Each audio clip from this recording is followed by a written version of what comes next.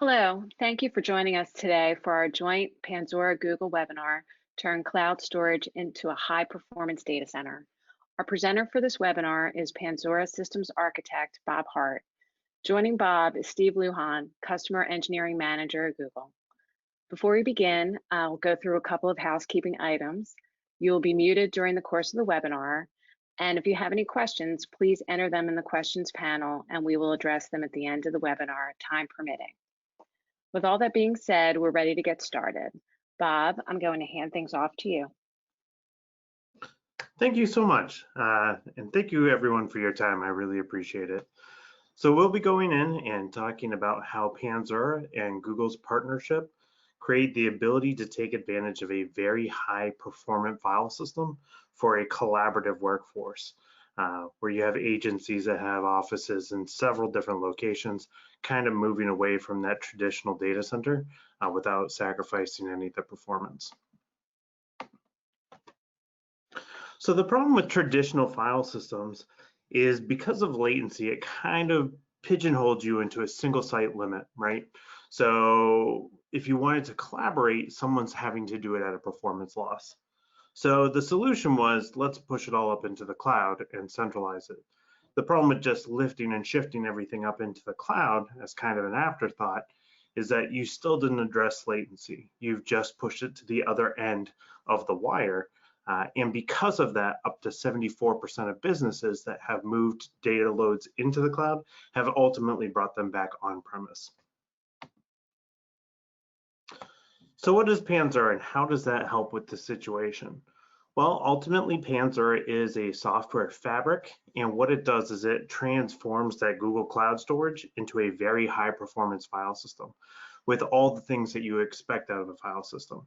So it does the locking, it does the compression, the deduplication, encryption, and all of this at a high performance, at a software defined nature. That way you can leverage that cost-effective, durable, reliable cloud storage and use it for actual tier 1 performant NAS. So this is a typical architecture. And what we have here is we have 3 different locations. We showed this here just to show a large geographical distance between the two, showing how we get around things like latency. And then in the middle, this will be your Google Cloud storage, right? So it has that built-in durability, the affordability. You don't need to worry about pre-provisioned growth. It just grows for you, and it can do so in a secure fashion. So this is a mounted file system, what people are used to, where you have a mounted share or a UNC path, and this is being provided on a cache appliance on the edge that can either be physical or running in VMs. So when a user saves a file into that file system, the first thing we do is we split the metadata from the file data, and then we create this global lock. Now the metadata has all the information you typically interact with in the file system. So it has your icons, it has the ACLs, it has when it was last modified, the file size, all the stuff you typically see and touch in File Explorer. And then the file data, we break this up into smaller blocks, 128K blocks. And we do this for a few reasons. One is we get a much better global deduplication footprint at that partial file level. That also allows us to track changes at that partial file level as well, so that when you're collaborating on a really large file in multiple locations, you only need to send the changed blocks. This also helps you get around the typical pitfalls of those file system protocols, the SMB, NFS, and CIFS, which is that they do all these actions serially. So if it needs to open multiple blocks, it's going to call them one at a time. If it needs to do pre-check before opening a file to look at dependencies, like if you had a CAD drawing or a macro Excel file where you have a list of dependencies, those happen serially. So doing that over any kind of a latency imposes quite the performance tax. So having that in the metadata, it can be done locally, and then the file data gets pushed up into that authoritative copy. We show that shield because it's already encrypted before it leaves the edge. And then the metadata gets flushed up into the authoritative copy as well. This happens every minute at a 1 minute file system sync interval. The reason that this is important is because when you're talking about like a business continuity conversation, that means we have a 1-minute window for RPO before it's protected into that authoritative copy. Now, when we write here, we are doing something called a non-destructive write. What that means is we don't overwrite any existing block of data, we only add to it. So now we have this growing object store in Google Cloud that's very durable, and by doing a non-destructive write, we've made an immutable file system architecture. We'll talk about later how that makes you impervious to ransomware, because they can't overwrite the existing blocks, they can only add an encrypted version. On that same 1-minute sync interval, the other locations will grab the change blocks and the change metadata, and now that file system is seen everywhere, regardless of what office people are sitting in.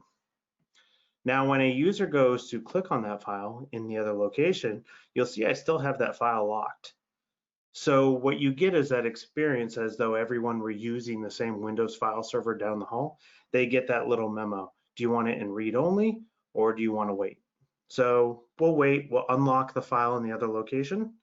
Now that's unlocked. Now when the same user goes to open it in the other location, what's actually happening here is it calls back for that lock and it tells what snapshot version it thinks is the most recent. It will respond, and if there are any blocks that haven't made it up to Google yet, it will provide those along with the lock, so you have immediate global consistency in your file system. Oh, actually, back on this right before we leave, since everybody has that full metadata catalog and everybody has that same view into that robust vault in Google Cloud Storage, this means that DR also becomes much more trivial, right? So if you can access any point, you can still rebuild that entire file system, all the versions that are captured in Snapshot, and get that in real time, so any changes are reflected immediately. So the good thing about Panzura and Google is that it works, and it works whether you have 5 locations or 500. In all of them, you have this one authoritative data source, right? Everything lives in that golden copy up in Google.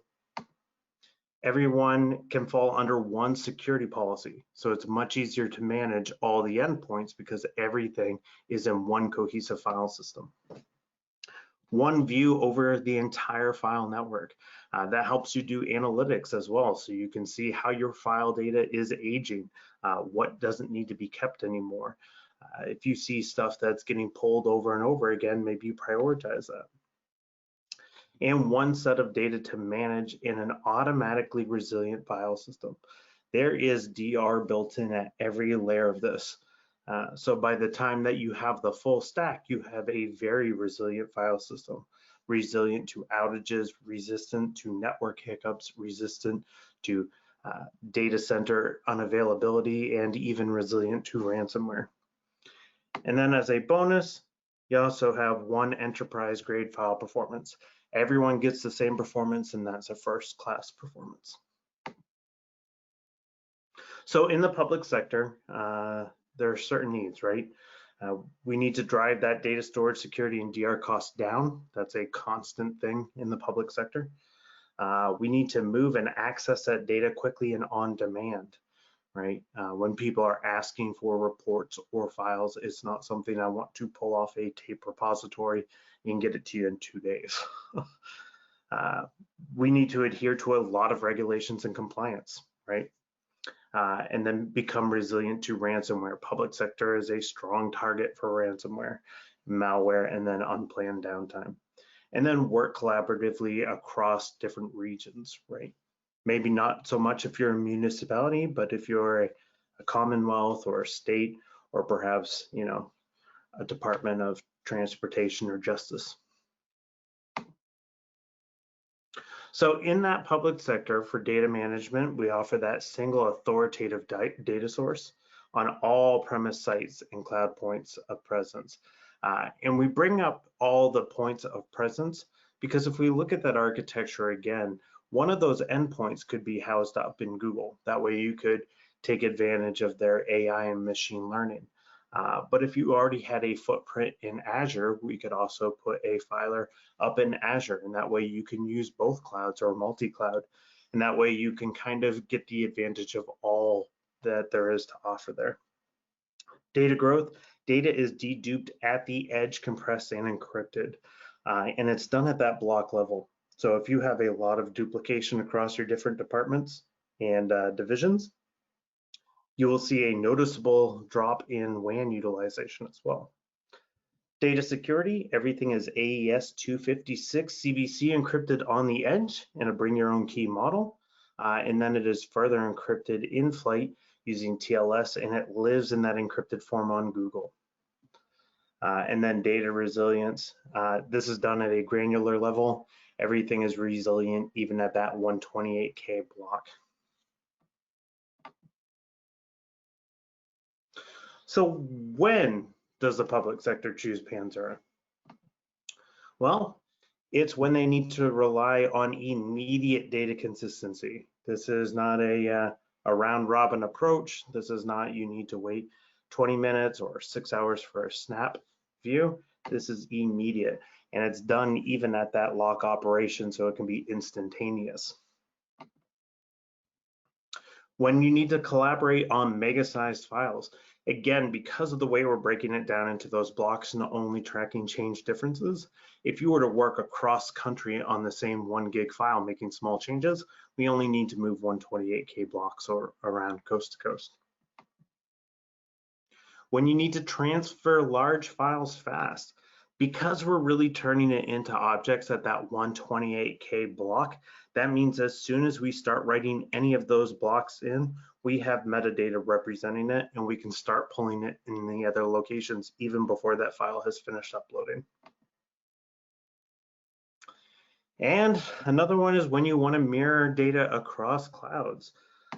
You may already have your file footprint in Azure. You might already have it in AWS. You might already have an on-prem solution like an IBM Cause or NetApp Storage Grid.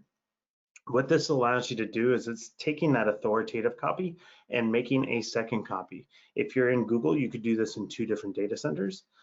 If you're already in a different provider, you could have a mirror up in Google, and that way you can fail over even at that cloud provider level. It also gives you a chance to do an air-gapped solution on those back-end storages. That way you can do a different set of security policies, make sure all your eggs aren't in one basket as a best practice. For those agencies that need to run critical legacy applications, perhaps they're written on an older version of Windows, no longer supported, or you have just a reliance on SMB or NFS, and you can't really refactor that for like an object storage language. This will allow you to shift those up into the cloud and still honor that SMB connection, even though we're converting it to object on the back end. It also allows you to kind of decouple the storage from the application, which is very beneficial too, because it helps you scale. Now, if you need a heavier workload on one or the other, you can flex that because it is software defined at that point. And then that military grade encryption. We are FIPS 140-2 certified. We are doing that AES 256 on the edge, and we meet all the needs for that. And then lastly, a big one is that need to minimize disaster risk. Leveraging several layers, the inherent durability of that object store that Google provides, in addition to that immutable file system architecture, and then we're layering on snapshots on top of that as well. It makes it much harder to actually lose any data, even when it's intentional in the form of ransomware. So how do we do that ransomware actually? We touched upon it on that architecture slide. What happens is a file comes in, the first thing we do is we break it into those component blocks, right? And those blocks become immutable. So that file, whatever it was, now we're gonna say it's represented by these immutable blocks A, B, C, and D. Now, when malware comes through and it encrypts that file, it hasn't actually encrypted the original data. It's just created an encrypted version. And when we save that down, it now just references new immutable blocks. So we'll call that E, F, G, and H. So really, when the ransom comes up to be paid, the real thing we need to do is just point that back to the clean pointers, A, B, C, and D. And I'll show you a kind of an elegant way that we do that. Hey, Steve, is this something that you're finding is very prevalent in the public sector? Yeah, absolutely, Bob. And it's really something that we are talking with our customers, more frequently about, right? I think, a few years ago, everybody thought, no, ransomware is primarily targeted at, those large kind of commercial industries. But, in reality, what we saw in 2019 was that, ransomware became a critical concern for our public sector customers alone. The government made up 15.4% of those hit. It was the highest targeted industry related to ransomware, and healthcare and education weren't that far behind. Ransomware attacks against state and local governments were the top cybersecurity industry story, and there were almost 1,000 government entities in the U.S. that were attacked by ransomware, hackers that were extorting money. And when you think about that, ransomware attacks against municipalities increased by 60%. So think of communities with fewer than 50,000 residents, small communities that took up or accounted for 45% of that number.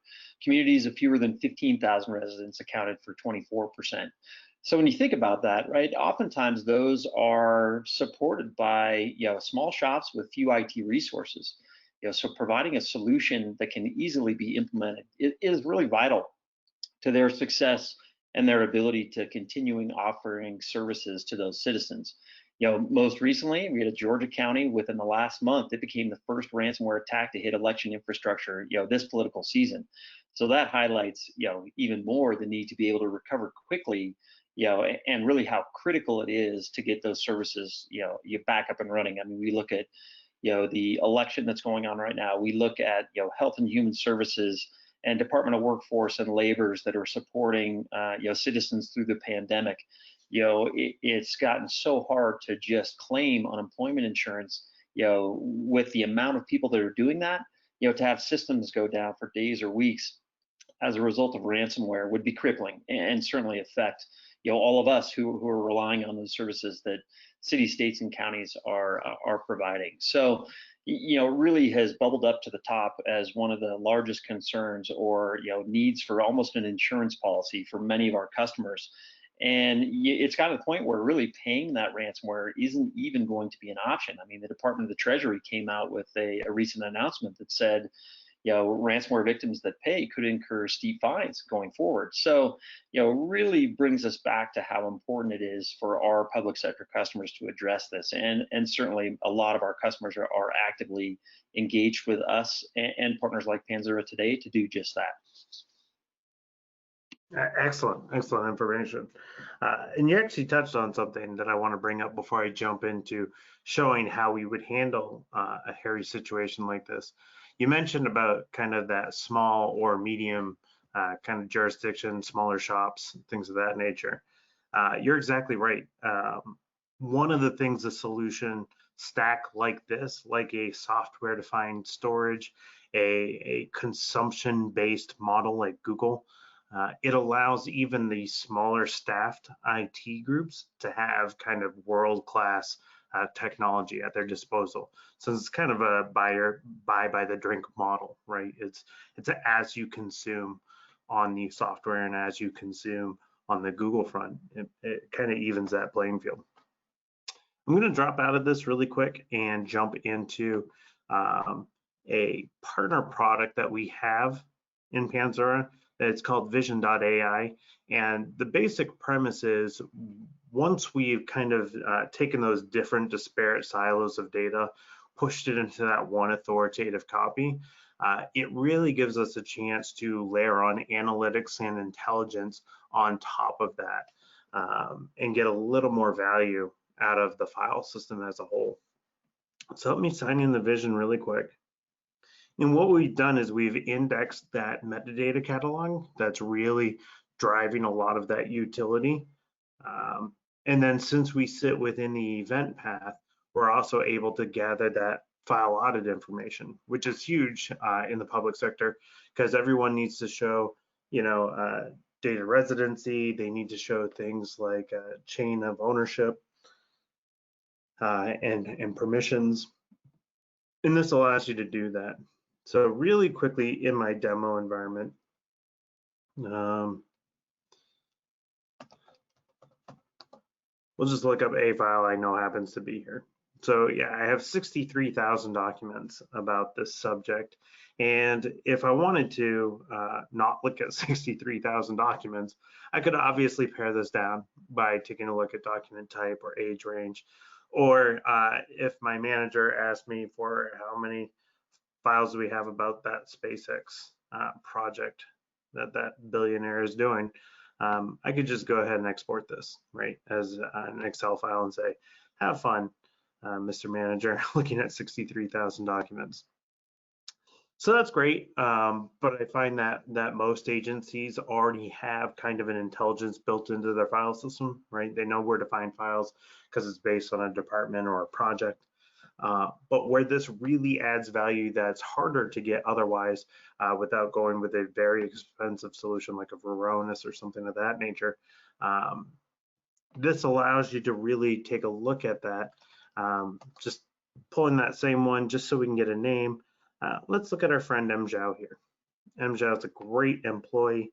We'll just pick on him fictitiously. M. Zhao. M. Zhao has done these 6,400 actions in our environment, right? So we can very quickly take a look and find out what kind of actions he's doing, what the file name is, when this was happening. This is all good information, but let's tie it to a real world experience. Let's say Zhao comes to me and says he clicked on something he shouldn't have in an email, right? That's your typical entry point for a ransomware.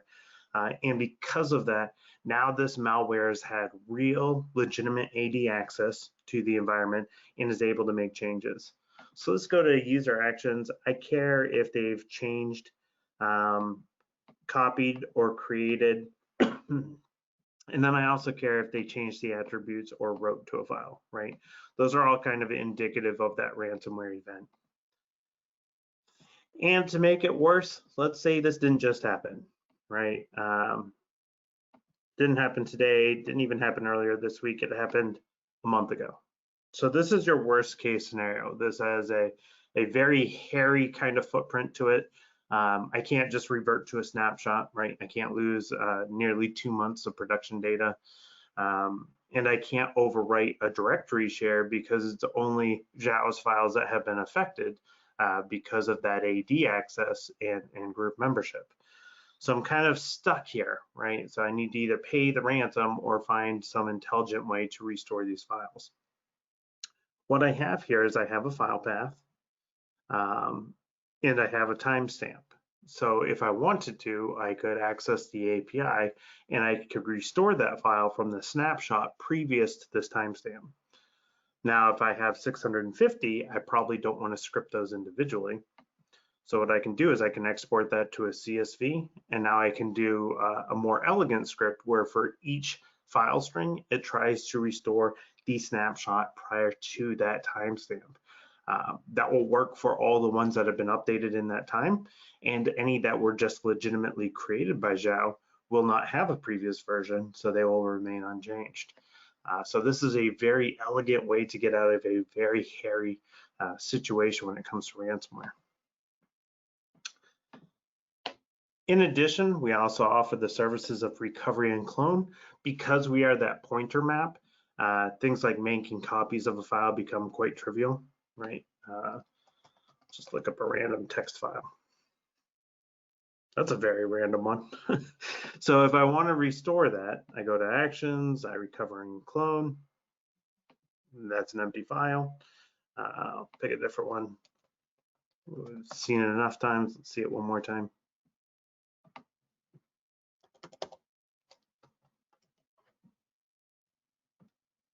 Let's refresh. My browser's hanging.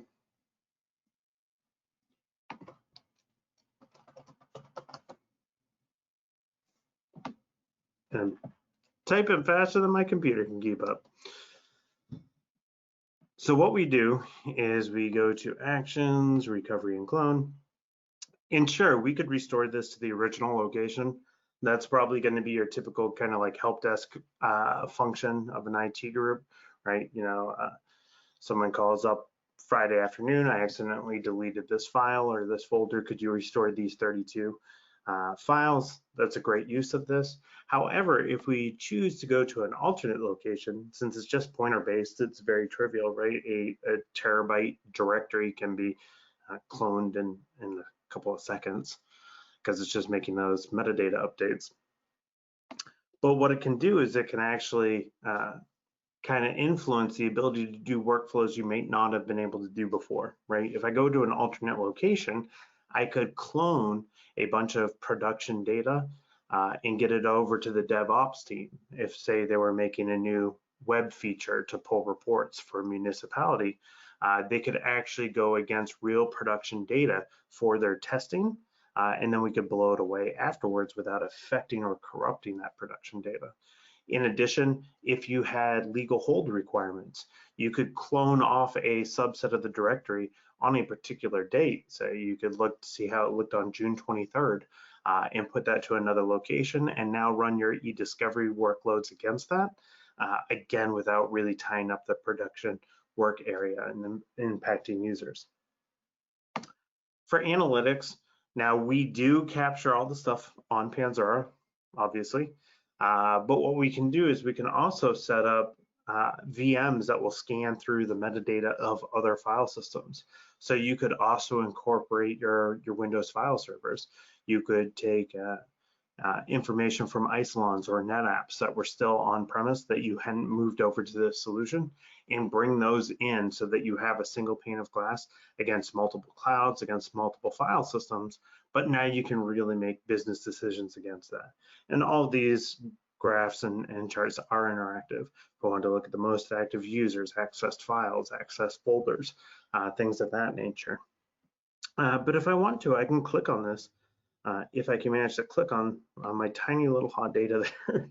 And if I wanted to, I could view the records and I could find out what's growing, or I could click on the audit information and find out who's growing it, right? So now I can see who my power users are and who's actually in there manipulating the data.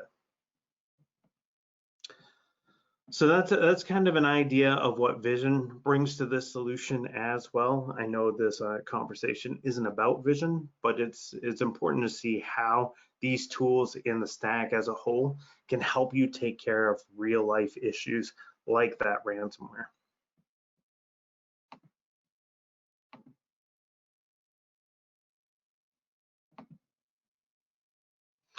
So now, because of the way that we're doing our caching, the way that we're doing our distributed lock management, the way that we offer pinned cache allows you to kind of do flexible things that you just might not have thought of or might not have been possible in a traditional storage system, right? So we have this kind of idea of what a dark site is. So we do offer dark site mode where things can only talk on an internal network. But then we also have this concept of a dark site where something might have intermittent connectivity to the rest of the network, or maybe it's intentionally intermittent. So this could be like a government, it could be a forward operating base, it could be a research ship, it could be a branch office that has scientists that you just might not have connected at all the time. But what they can do is they can pin their department's data locally to that Panzura file, or you can put it in a hardened case, make it, travel ready for a satellite truck or some kind of field unit. And then you could do your local file services there, but in addition, you could say have a folder structure or share on there for Intel, right? And now when you get that satellite link back up, or you are within radius of that network, now it will sync that back up, and now it can be used by that secondary site or the rest of the agency. So it's just kind of an interesting and flexible way that you could use a solution like this because of that technology. Game-changing public sectors do use this solution, and it's because of that data durability, that performance, the entire paradigm shift really of really taking all those different departments, all those different buildings, and making it feel like everybody's in the same virtual office on the same Windows file server right down the hall from them. So that's the solution as a whole. If we want to take a look at just what it would look like, let me show that to you. So this is me logging into one of the filers, and this is that demo environment that I've been showing. So in my demo environment, I have one up in a data center on the east, and then I have my other access points in my corporate headquarters in Campo, California.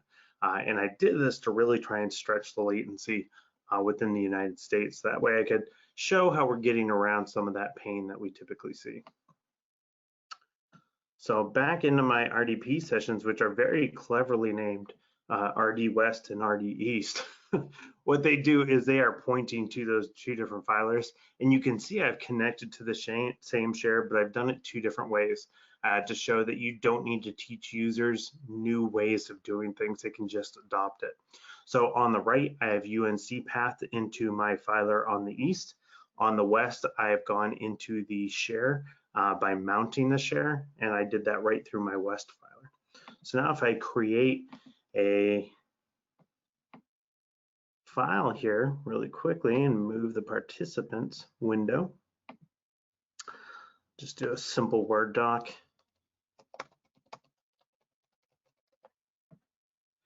And what we're going to do is we're going to open that file on the east again, and we're going to make some kind of edit here. Protected file system on durable Google. And what we're going to do is we're going to save it, but we're not going to close it. And so what we saw in that animation is when I try and open that file now, I should get that message that you would expect to get saying, hey, that file's already in use by this other user. Do you want to open it and read only? So let me find that. Public sector.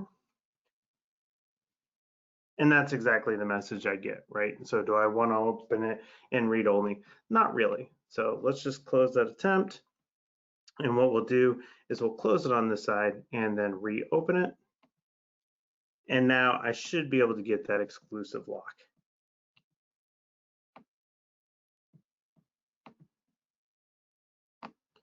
Fun with scroll bars. So now I'm able to get that. Now I can edit it on the West Coast from the West. And I'm going to save it. And I mentioned that I'm not going to save it yet. I'm going to try and jump the gun. I mentioned that we're doing that 1 minute snapshots up into that authoritative copy up in Google. So the idea is I'm going to save this and then I'm going to quickly go and open it on the east, faster than that 1 minute sync interval. And my goal is to see this second line, even though it hasn't made it up to the cloud yet. So let's save it. Let's close it. And now let's open it back up in the east. And sure enough, I get that second line. And that's because it's demanding that immediate global consistency on lock operation, something that you can only get with this solution. So let's close this again. And this is probably the most boring demo you've ever seen. And that's by design, because we don't want to teach users a new way of doing things. Because if you do that, you have no adoption, right? You can't can't teach old dogs new tricks. But since we integrate in directly with VSS, the other kind of experience you get is people can do their own self-service restores. So if I go to this file, I update every once in a while, and I go to the previous versions tab, I can sure enough see those different versions that I've created in snapshots. So now that takes a little bit of heat off of the IT group as well, because now people can do their own self-service restores. So that's the look and feel of it. It's just a normal mounted file system. All the bells and whistles are happening under the covers, blind to the end user. They just get to be the happy recipient of them. So what I'm going to do now is we will take questions, and I'm going to leave it on the architecture slide in case we need to talk to this. Okay. Yeah, we have about 4 questions here so far. Okay. First one is, what backup technologies does this work with? Oh, that's a great question.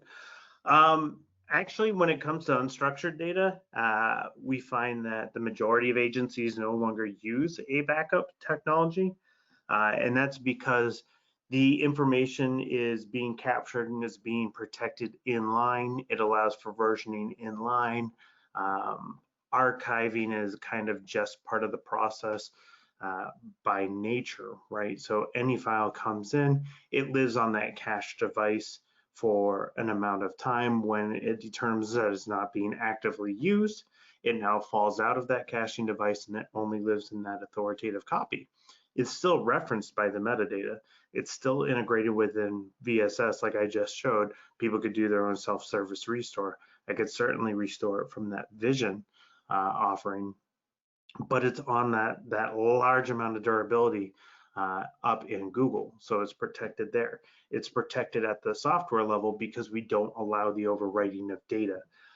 And then also within the shell of the OS, we cannot delete a block if there is a pointer reference on it. And what a pointer reference is I showed earlier that file becomes 4 blocks. That would be a pointer, right? So I have a pointer against that block, it belongs to that file. That can be in the file system or it could be in a snapshot. So as long as you have snapshots still referencing blocks, they can't be deleted. So you just have a lot of levels of durability and resilience in there. And then there's no backup windows, there's no backup software. So it's much easier to justify that spend because you get a much better ROI, which makes it easier to get these things on a project or a budget. That's an excellent question. Another one, can you integrate with antivirus? We can. So what we do is obviously your environment probably already has antivirus protecting the clients. So like protecting the Windows machines, protecting the Linux machines as a whole. So you already have that endpoint protection. What we do is we have standardized on the ICAP licensing model, which is what that does is it happens out of band. So information will come into the Panzura. Panzura will push it off to an ICAP server where it will get scanned against the fingerprints that update daily. And then it gets pushed back into the workflow. We do that for a couple of reasons. One is more specialized. It is a standard out there.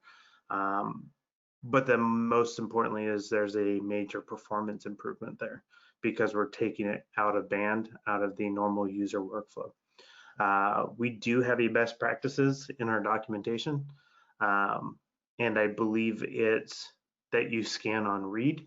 And that's because you can find new fingerprints that you might not have had on the previous interactions or certainly when you wrote the file.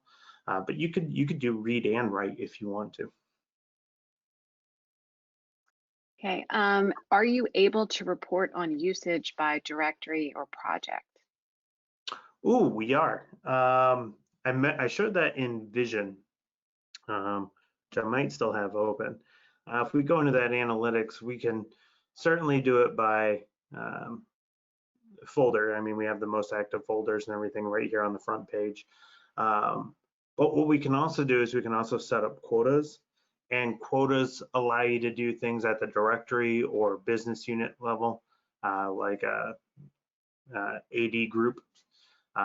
This comes up a lot in public sector, especially when it comes to like grant usage or things of that nature.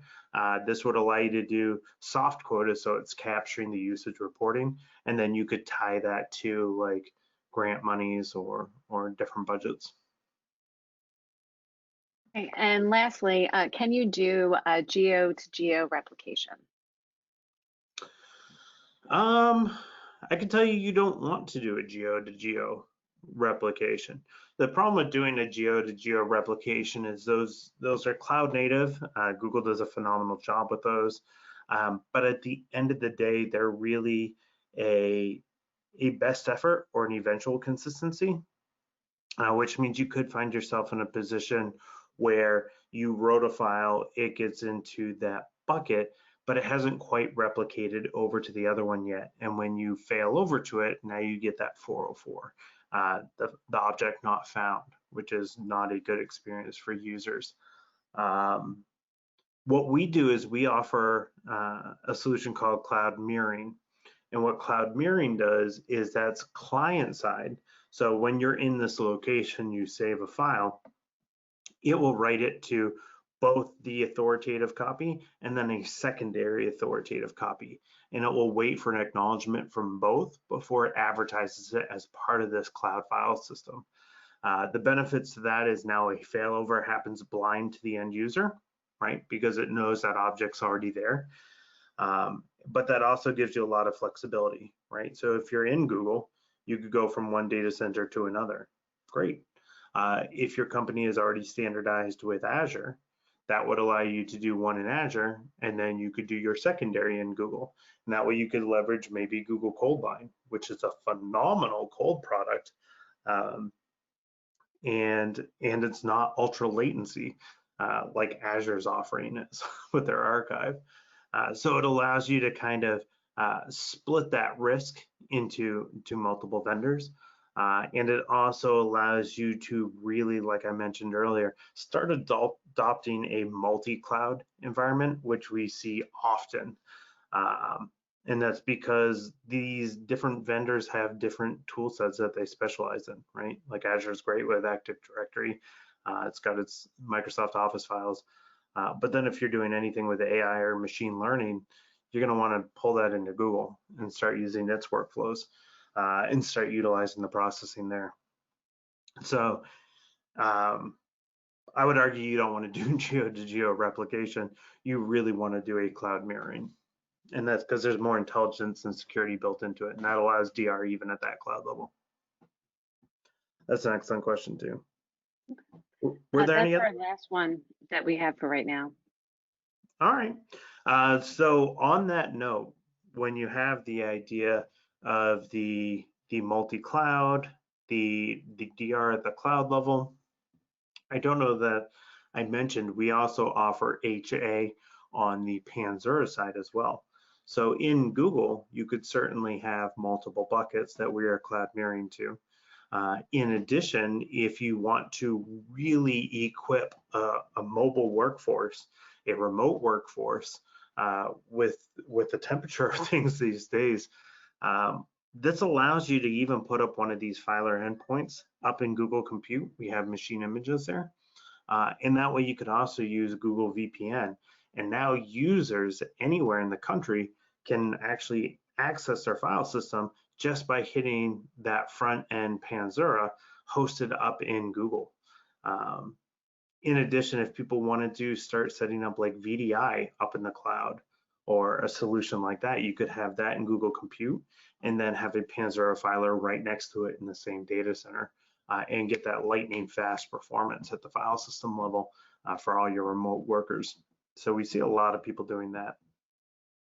And then on the endpoint point of view, not really endpoint, at the file server endpoint point of view, the filer itself, we offer HA there as well. So we do a local, which is going to be kind of what you're used to in that world of HA, where you have two heads that are kind of working on the same thing. If one goes down, the other takes over. We also have a global HA, and that's because I showed you that distributed lock, and I talked about some of the benefits that come with it.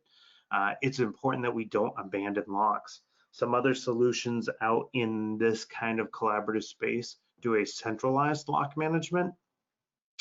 The problem with that is if you were to, for any reason, lose access to that public cloud that's hosting that centralized lock management, that means your entire file system is read-only. And that's not the environment we want.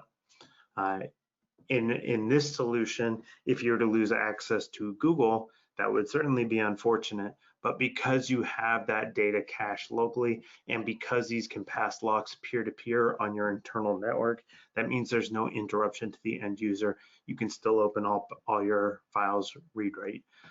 You can still save files, and they'll just buffer on these devices until you regain access to it. So it's a very robust solution. And that's important to understand, especially when it comes to the public sector and what these agencies do. Are there any questions, or Steve, do you hear of any desire for like global collaboration or hardware refreshes, or people trying to escape that, or footprints that are growing out of control on the hardware side because of compliance or regulations? Do any of those come up often in conversation? Yeah, 100%, Bob. In fact, we have a state that's near and dear to me. I've supported them for a long time. They have a legislated 99% or 99-year, storage, right? So who knows who would ever go back that far? But at the end of the day, our public sector customers hold on to files and to data for a long time. And a lot of the things you touched on, the ability to support multiple clouds, because at the end of the day, we have folks who are running applications all over, and oftentimes that's by design. They don't want to lock into a single cloud vendor, or they're using an application that's only provided in a cloud. Multiple file systems, right? So the ability to interact with both of those components, fairly easily is definitely important. But we certainly talk to our customers all the time about moving away from the data center, moving away from kind of the operational side of supporting their business. And that's one of the things I really like about Panzura, and the partnership with Google, because it really allows them to do that, right? We can really focus on, the nuts and bolts to make it work. They effectively, run storage buckets and secure them.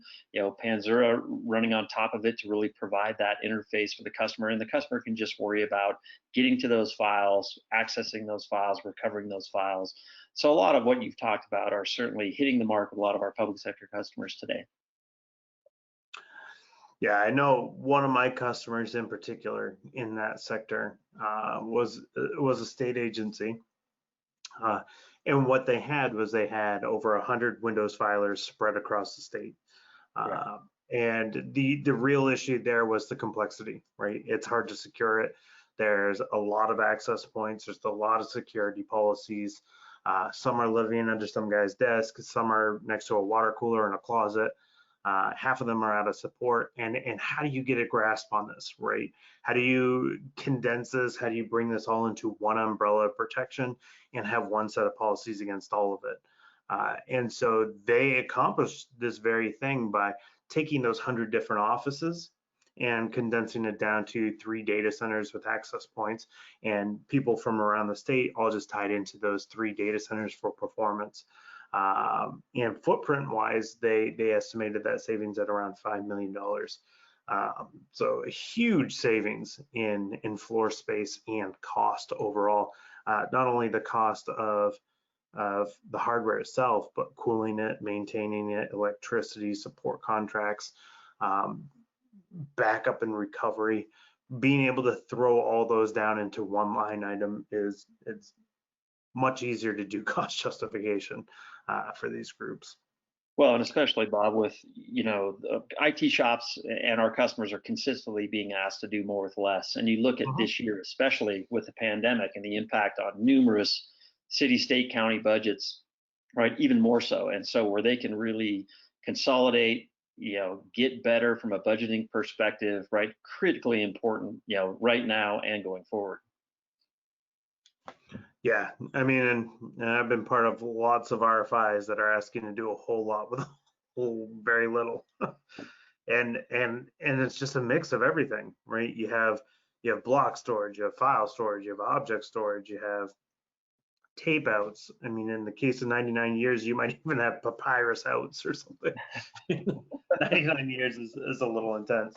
That's kind of in the healthcare kind of world where you have 75 years if you have a picture of a minor. But yeah, that's the same thing. I mean, especially where you have compliance and regulations around any kind of image data, that kind of stuff doesn't dedupe, it doesn't compress, and it's hard to maintain, right? And if you have any kind of a long tail like that, that becomes an uphill battle.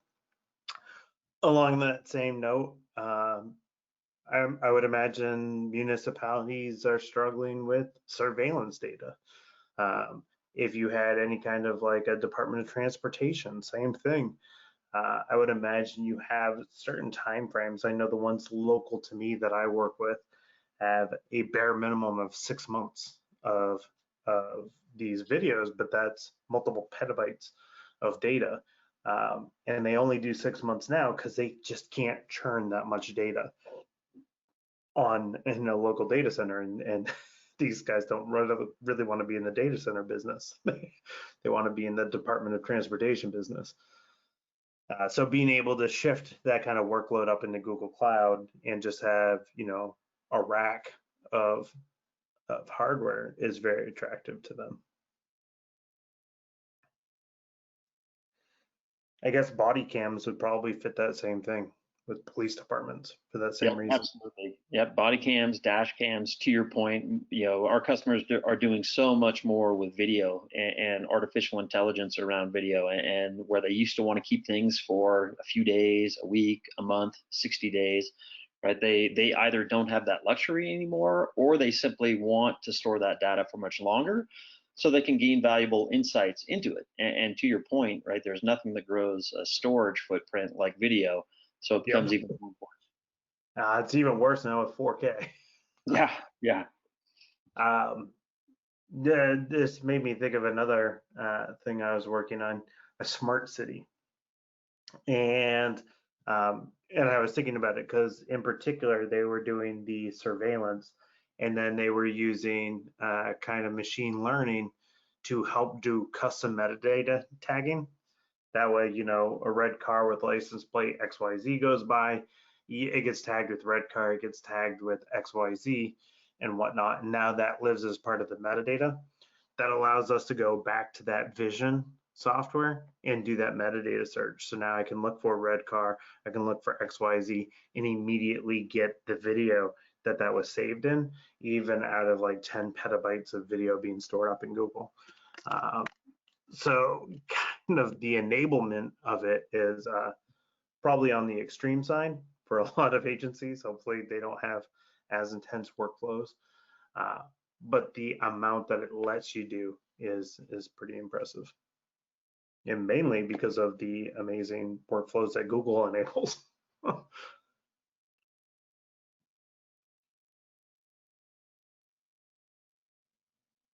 All right, is there anything else we should touch on? Any more questions? Steve, do you have any questions? No, none for me, Bob. I really appreciate the opportunity to get together and want to thank everybody for showing up. It's been super valuable, and I really am enjoying our partnership and what we're able to bring to the customers we support, which at the end of the day are providing services that, as public sector, we're able to take advantage of. Yep, I very much appreciate what you do out there, listeners.